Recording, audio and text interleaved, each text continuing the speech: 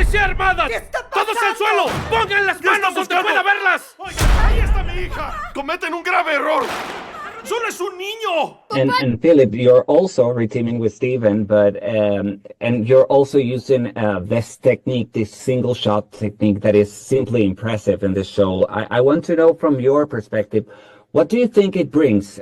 Telling the story from a single shot point, what does it brings to the story that we're telling here in the show? Well, I've said this a lot, but I think we're so inundated with content nowadays, and if you sit down to watch something on the TV at home, for me personally, 9 times out of 10 I will watch it with one eye on the screen and one eye on my phone, and you're just not really paying attention. I think with a one shot, and it doesn't work for all genres or all things, it has to be quite specific, and it forces an audience to pay attention, and it takes them on an immersive journey so that they feel like you're part of this thing that is happening in real time, unfolding in front of your eyes. And, you feel like you're on the same journey as what the actors are on, because it's also unfolding in real time in front of the actors' eyes, And so there's that perspective makes you sit up and pay attention. I think shooting this way lends itself to being a better actor. Like, I think there's nowhere to hide.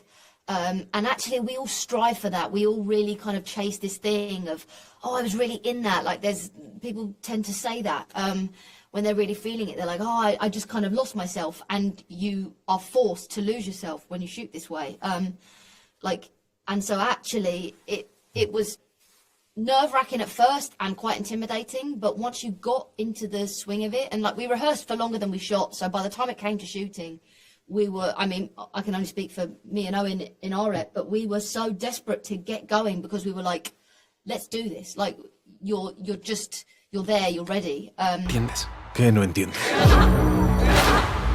No estás captando lo que están haciendo. Es una llamada a la acción de la manósfera. El 80% de las mujeres les atraen el 20% de los hombres. Debes engañarlas porque nunca las conseguirás de una forma normal. How was for you?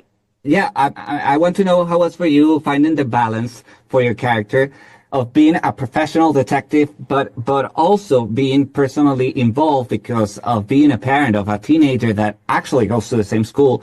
It's difficult for this character, and it's great to see how he's trying these two forces to find a balance between them. Yeah, you hit the nail on the head. I mean, the conflict was real for Bascom. Having a job to do.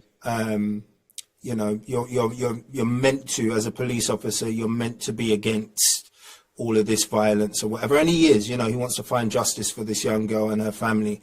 But at the same time, he understands that these are just kids. He's got a kid of his own who's not too dissimilar in age. And that's a real conflict of interest, especially the kid who's been accused goes to the same school as well as the murder victim. So that is really tough, and I think eventually he kind of sees something in himself that's not right, and kind of starts to look out and wonder if the problem isn't within these children, but within our society somewhere, and if there are things that we need to change. But what an amazing process. Great. And Erin, how was working with Owen Cooper? He's a revelation on this show, and I want to know your experience working with him.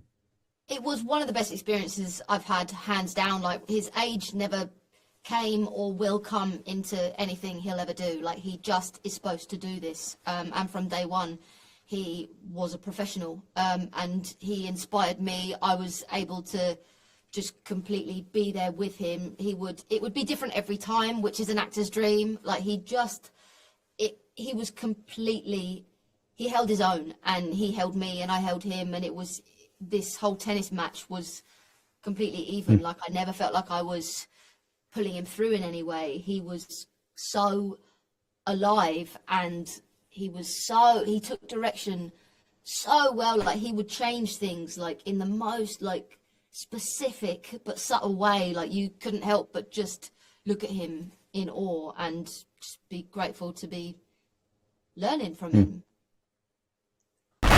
¿Conoces a una chica llamada Katie Leonard? Sí. Entonces, ¿dirías que son amigos?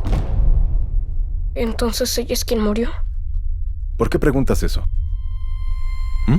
So I want to know from the writer and creator of the show point of view, what was the starting point for you that made you want to construct this story?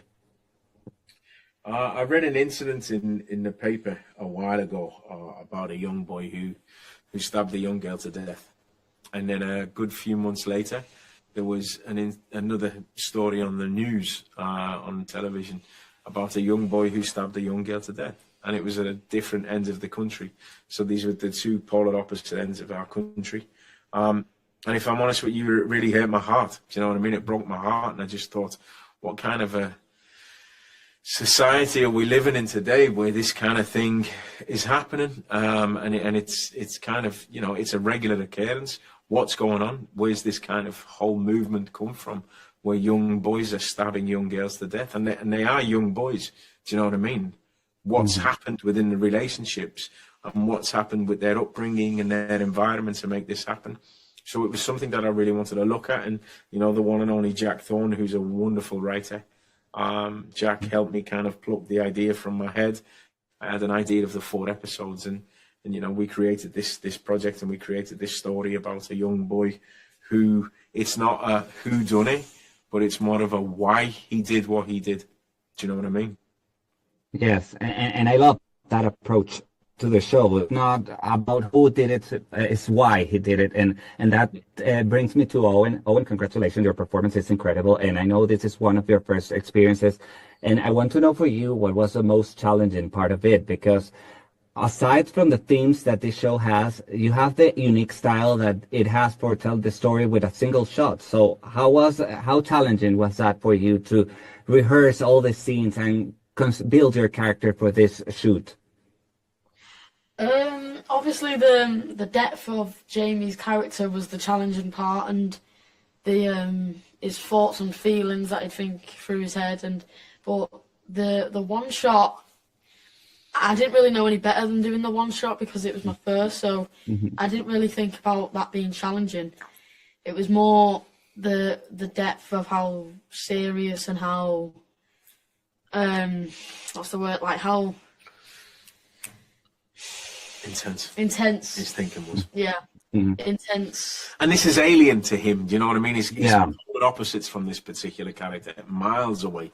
He'll play characters which are more similar to himself, but Jamie's thinking and Jamie's kind of rhetoric and logic are miles away from Owen's. Do you know what I mean? So in that respect, I think him diving into the depths of that kind of character was a hell of a journey that he undertook. Do you know what I mean? Definitely. And Stephen, what do you expect people to take away from this show? Because I am a parent too of a teenager, and I don't know. I'm still recovering from what I saw, but it's so real and it's happening in the current world. So, what do you expect audiences to take from the show? I just like it to create conversation in the house. Do you know what I mean? That was our overall objective. That was my main aim from it, as you know, to try and make sure that you speak to your children, your teenagers, you know what I mean? Create that kind of environment for them to be able to talk to you about anything.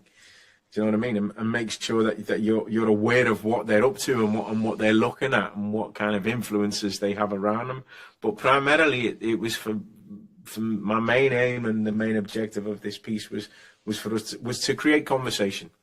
I think we're not saying we have the answers at all. Do you know what I mean? It's very ambiguous and it's open, but if there's anything that I could try and get from it is to create conversation within the household and within society as a whole. Do you know what I mean?